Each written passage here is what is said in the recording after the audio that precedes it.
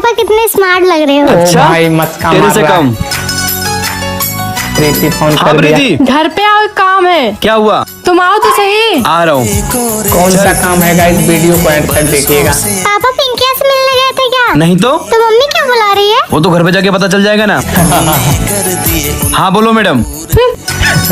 अरे बोलोगी? मुझे लड़की चाहिए। क्या? भाई लड़की कहाँ से लड़की को आलू लेकर टमाटर समझ आएगा के रखी हो क्या कि जाओ सब्जी मार्केट और खरीद के ले आओ? मुझे चाहिए लगता तो है चाहिए। सुप्रीति बनेगा लड़की। क्या हुआ पापा? अरे यार तेरी मम्मी को लड़की चाहिए। मैं कुछ बताऊं?